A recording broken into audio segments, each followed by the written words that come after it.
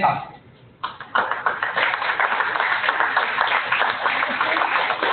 Just not the Order works. okay. So right now, I'm the only thing standing between you and fear. So I'll move this along fairly quickly. And I realize why Kevin's looking last is because I'm sort of the case study for everything that you've been hearing today. And not necessarily in a good way, but it'll reveal itself. So Journey Sales, again, it's a technology startup in Villanova, Pennsylvania. They have been in business about 3 years. I've been with them for about a year. And they are building a sales enablement platform, which is something sort of brand new. They don't really exist yet. The challenge of a new emerging field and a new emerging product is if you don't get it right, you're going to burn out quickly. And if you do get it right, you're going to make billions of dollars. Some of the founders and some of the people who started the company have been through 8 startups. They know what they're doing. They know how to do this. Our board of directors is really betting on those people. Like that's why they put their money into this firm. But I'll tell you where we are now. So, B2B marketing. So that really started in the 1990s. You're all familiar with it, SEO, SEM, content marketing, all of those things. It's still growing at an astronomical rate, right? It is it's making a lot of money for a lot of people. It created jobs that never existed before. It gave people power that was like outrageous. Marketing became this whole new thing. So many websites I worked on, design got booted to the curb when SEO came along. I mean, it was all powerful thing, right? It was you had to do it or you were going to die. So that's how important digital marketing is. It continues to be that important. So, and again, you're all familiar with these things. It became an inbound and an outbound process so that you could really start gauging your customers' engagement with what was of interest to them. What were they opening? All of those kinds of things.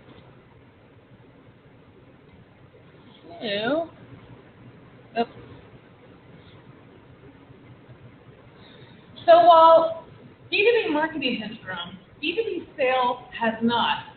There is a huge disconnect, an unknown journey between where the buyer starts as a lead and how you close them as a customer. There's many points of failure. Everybody has their own secret sauce. All of those things are happening. And they're happening in this black hole of sales because, everybody is going to sell differently. They all, they're going to do it their own way. They may have a CRM they use, they may have an application they use, but they're all going to do it their own way. Problem is, we have stalled pipeline. The majority of stalled pipeline in organizations is over 50%. Salespeople themselves are only ever working on deals that are closing. They're not filling their pipeline. They think marketing is, but marketing's not filling their pipeline either. So they have no way to keep people engaged through that full sales cycle until they become interested in them at the end. Part of the problem with B2B sales right now is the information and communication process. There's a lack of communication within sales teams, within buying teams, and between the sales and the buying team. And this is because everybody's using something else. You're searching for that email that you sent somebody. I'm getting your information off of LinkedIn. Have you updated LinkedIn? I don't know. I don't even know if you're still at that company. So there's just so much going on. So what's happening now is B2B sales is now going through its big transformation. This is a new field. I mean, what do you think, Aaron? It's not over 2 years old, right? It's just starting. There are companies that are, again, they're going to be the leaders in this. GE has created a whole department around this right now.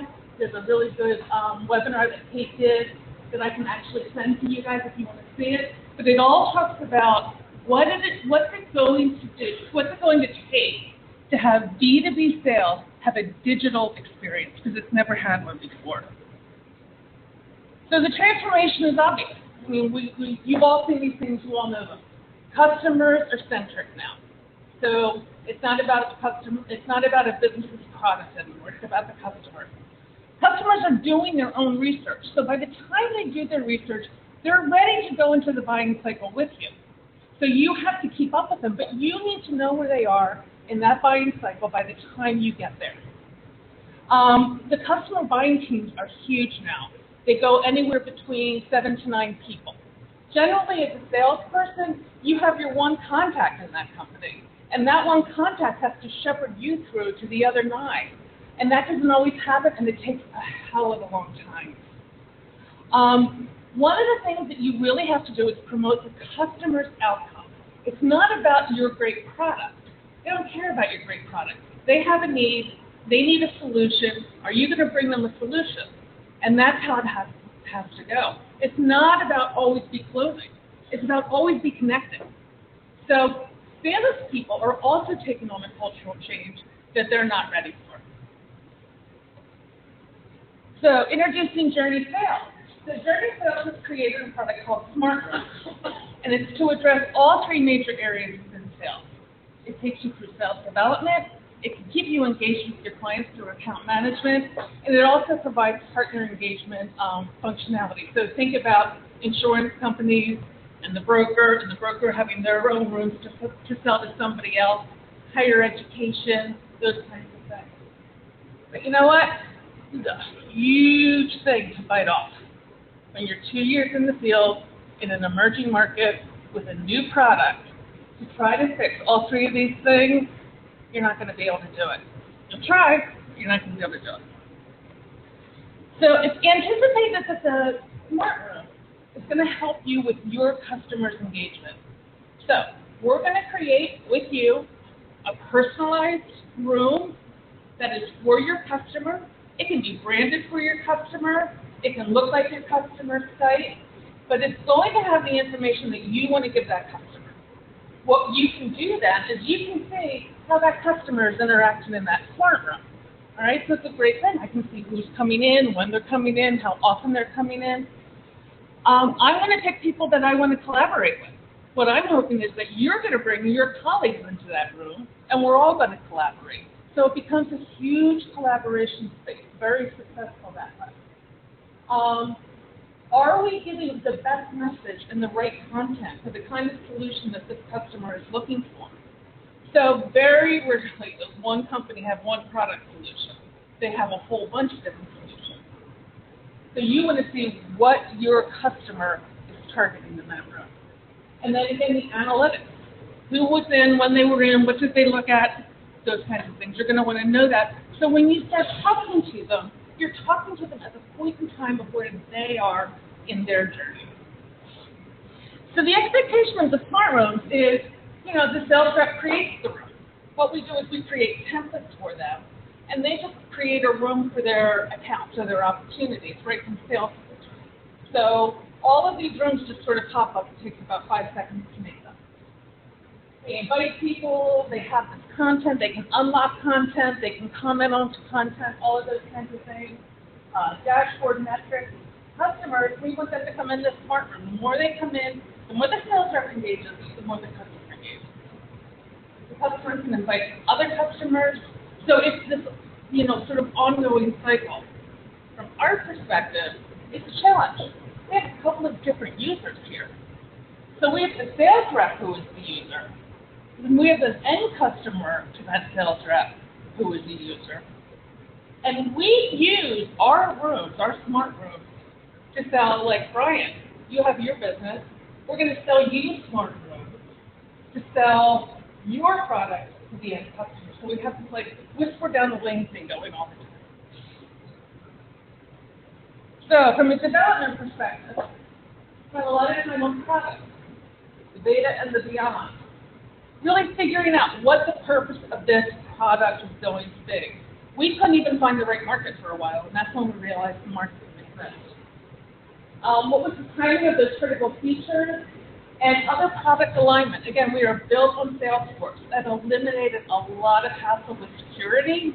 It gave us access to an API for our API to a CRM, so that when somebody pulls up the Smart Room, all of their contacts come with it. if somebody adds someone to a smart room, it goes back into their sales force. So there was a lot of back and forth. Think DocuSign, think SharePoint, all of those integrations. Our customers, friends and family, we always start with them. You know, any of those close connections, referrals that you can get, people who are going to be kind in the beginning. The design input with current market examples, LinkedIn, Facebook, God forbid they even said Pinterest at one time. We used team knowledge. They hired people who had knowledge of different things. I'm embarrassed to say, friends, they thought that I had enough user experience to find it out. We used in-house experts. So, again, our CEO and our VP of sales each individually have 25 years of technology sales experience. So those are our in-house experts. The comment, anything is better than nothing, came up time and time and time again. User input with none. Okay? So, the big reveal, our beta version. Lovely. Right? But we did the things that we wanted to do. Okay, I wasn't here for this version. All right, so did that figure it out? That means we have no engagement. No one's coming into the room. We can have a discussion. We can see the people in the room. We have all of this information behind these magical tabs. And here's the information that they can look at. So, end result of the beta version, no user adoption. None whatsoever. So, in comes the new UI. Our board of directors gave us Series A funding only to do the new UI. That's all they were going to do. Major effort was on design, not UX. There's always that disconnect between design and the developers, the design and the build. Sort of major components that became designed for a page that wasn't always obvious that that same functionality should continue throughout the application. So some things that we think are obvious, like you anchor the headers, so that when you're scrolling down a page, you can see where you're supposed to be. Those things didn't exist when we were going through this. And the new code base required, or there was a new code base that was required for the UI. I don't know what the code base is, but it was antiquated enough that they needed to redo that as well. So we did work with a design firm. We worked with Think Brownstone. And they gave us some concepts. Again, no UX, this is just design. And Jack, was it to your point? If you just make it look better, it'll work better? Yeah. Okay. So, working on the dashboard, which we did not have a dashboard at all. You know, the smart room being like a single scrolling page with sections that will scroll you down.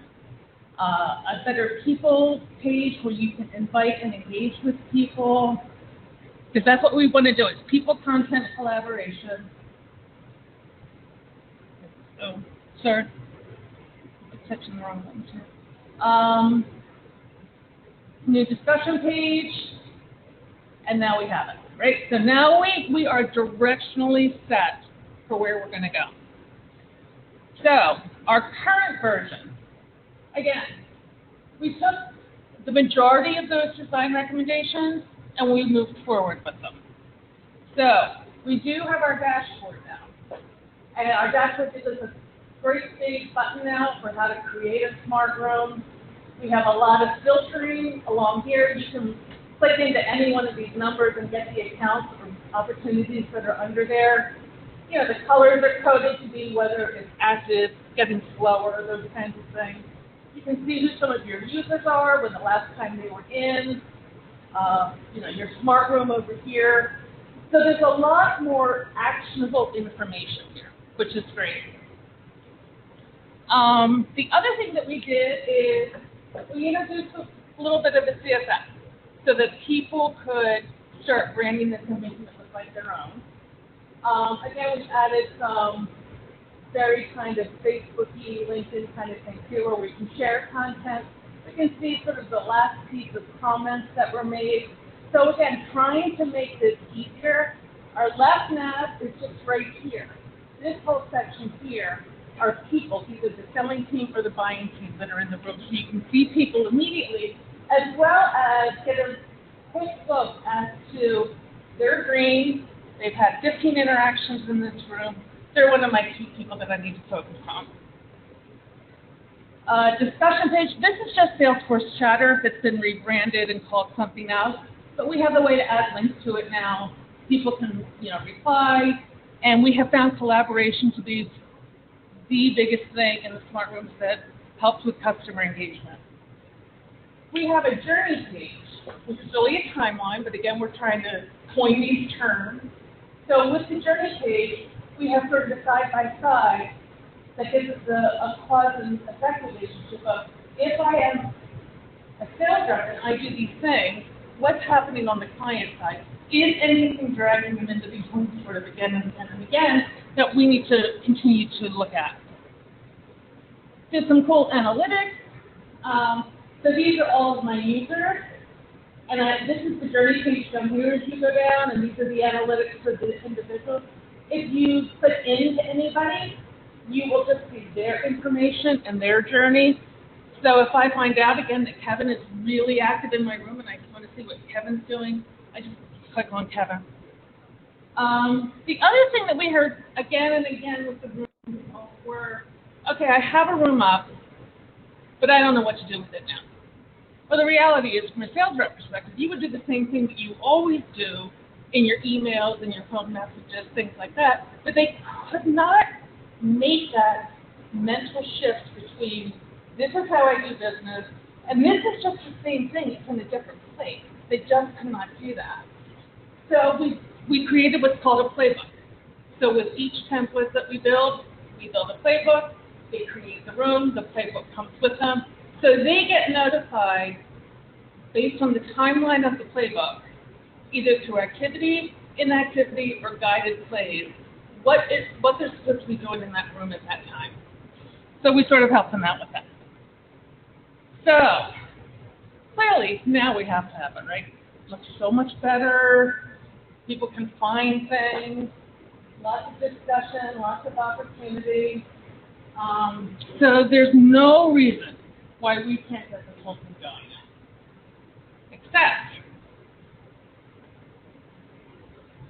there are 3 to 5 different approaches to create a smart room between Salesforce and Smart Room, and we don't know where those reps are at what time.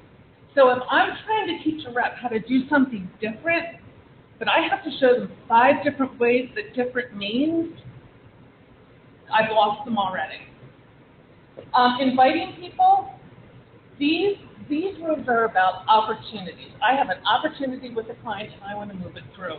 But I'm going to pull all of your names from your account. Well, we have customers that have accounts at GSK, P&G, Johnson & Johnson. They might have 100 names in there. So what happens is they have to scroll through all of these names in the account, pick somebody, and then it starts at the beginning again. And so I don't work on anyone who has like an S name, because it's all the way at the end of this list. Adding content, one of the key pieces to the sales cycle for your contracts, all of those things, to add a piece of content to a smart room takes a sales rep 19 clicks. And no sales rep is going to do that. The discussions, again, discussions are king for getting people into the room. But you know what? We can't tag them. We can't sort them. We can't search on them. And when you have a sales cycle that is over a year long, those discussions that started in the beginning are so far gone, you're never going to look at them again. And the dashboard, I don't know. We don't know. No one's ever looked at it but us. So we don't know. Some of the challenges that we posed for ourselves were with those smart plates. We sold a program to our customers called Fast Launch. We'll come in, or somebody else in your company can come in, and for all of your cold leads or your stalled pipeline, we'll run 3 months worth of these smart plays and just keep trying to get people engaged. And we'll do this sort of engagement management. Well, what that did was we created a new role in Salesforce. Salesforce was recognized and doesn't exist. So we sold something that's not really ready. So we have to train around it, jerry-rig around it, give people permissions that they should not have, or tell the engagement manager for Eric that he has to log in as all the different sales reps so he can run their smartphone. The thing that we never address is all the administrative things. How do you build a template? How do you load the library? How do you do all of those things? How do you do it smartly? And I can tell you, as a person who does a lot of those, not fun. Okay? I still believe and love in this product. I think, again, it's just taking up some challenges to get there. So really, a lot of this comes down to the time, cost, and effort, right? So for the beta version, we had 3 people in the company. They were all private investors. We needed to be quick to market. We used those sales experts because that's what we had at the time. And this is all owner-funded. It was just the money that went into the business. The UI version, we totally underestimated the time that was going to take.